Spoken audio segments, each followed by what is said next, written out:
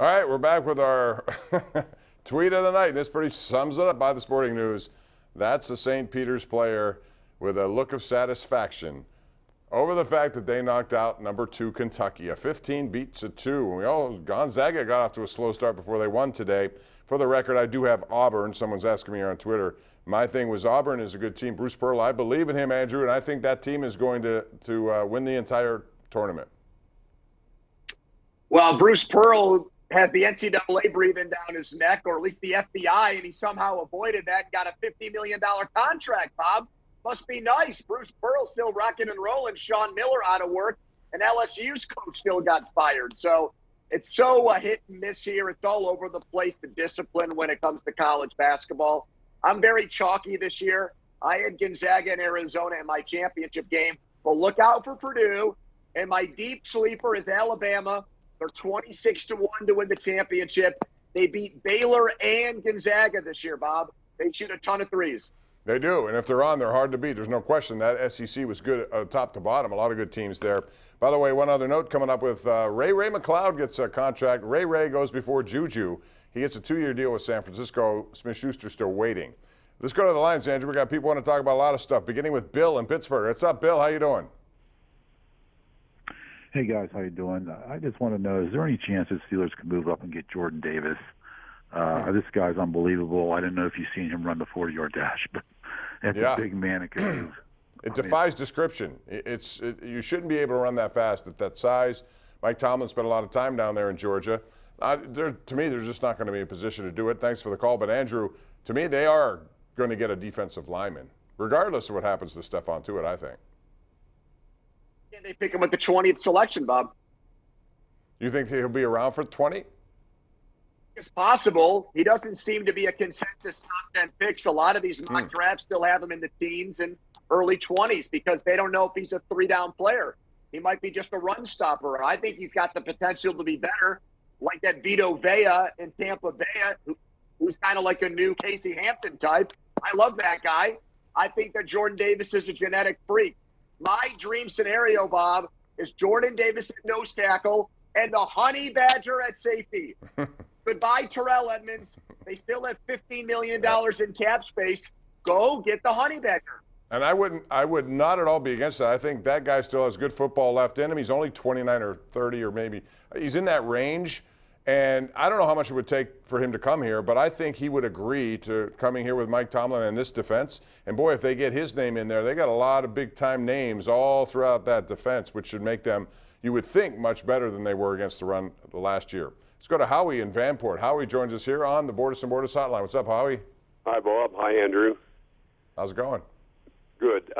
Mitch Trubisky, he played in a high school close to Cleveland, and my son lives out that way, and he used to go watch him play, and he said he set all kinds of records. Yeah, and I mean, he only had 1 year in college, and all of a sudden he was number 2. A lot of people thought that was a little too high for him. But I think overall, he was okay with the Bears. I still think his best football will lie ahead of him. We'll see what that means here. But speaking of Cleveland, Andrew, what in the world are the Browns going to do now that they've been rebuffed? And it looks like it's going to be Deshaun Watson heading to Atlanta, as he said no to the Saints and no just like an hour ago to Carolina. And Baker Mayfield says, I'm not hanging around. I want to be traded. They said, we're not trading you. What do they do in Cleveland? Well, I thought they were going to find a way to trade him. And then come to find out, Mayfield requests a trade and they reject it. So I don't know what's going to happen here. Can you kiss and make up? Why would you want to do that with Baker Mayfield? With the way he handles himself, he's so overly sensitive, thin-skinned. He was terrible last year. I don't think it was all injury-related. I think he's lost the support of the locker room and the higher-ups in the organization. Remember, they didn't draft this guy. That guy's now gone. This is a new regime. They've got Case Keenum making $7 million as a backup. They went after Deshaun Watson. I don't know why they're trying to make it work with him, Bob. I would say, oh, you don't want to be here? Fine. We'll trade you for nickels on the dollar. All right, here's an interesting scenario in Atlanta, because if Watson goes there, and by all accounts he's going to go there, that's fine, but he's going to be suspended by the NFL. Matt Ryan, I would imagine, is going to be traded. However, they don't know how long the suspension may be. Is Matt Ryan destined maybe to end up at Cleveland or Jimmy Garoppolo? Those two guys are still potentially out there hanging around. Yeah, I don't think Matt Ryan is very good anymore unless he's behind a great offensive line because he can't move. He's like Roethlisberger last year. He's a statue back there. He's really a poor man's Tom Brady. Very expensive, not as good, but if you give him time, he can still make you pay. So he's got to go to a team like the Colts, in my opinion, to be a productive player. Jimmy Garoppolo's a winner. He's gone to 2 NFC Championship games and a Super Bowl, but here's the problem, Bob. He doesn't stay healthy. And he has a penchant for terrible interceptions at the absolute worst time.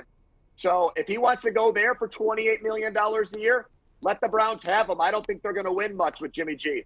What do you think is going to happen with Juju Smith-Schuster? I've been checking out some sites here just to see, and apparently the market on him is not what you might have thought it would be, which means if the price drops and if he doesn't have many options, does he come back to Pittsburgh, and should they want him back? I want young. I want speed. I want somebody in the slot who burns you. I want a Mike Wallace type in the 3rd round.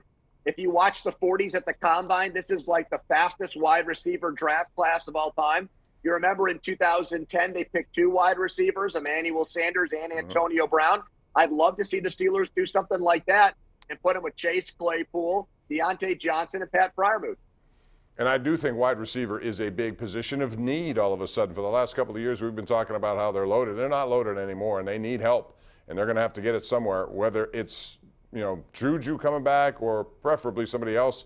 I still like Jarvis Landry. I don't know what the price would be like for him, but I think he would be perfect here along with someone they get in the draft. So there's a lot yet more to come. We're only 3 or 4 days into this thing, Andrew, so we'll see how it goes. We got to take a break. When we come back, we'll update you on the Penguins, what they're up to on a night where both teams around them lost. Both Carolina and the Rangers go down. Penguins were in overtime.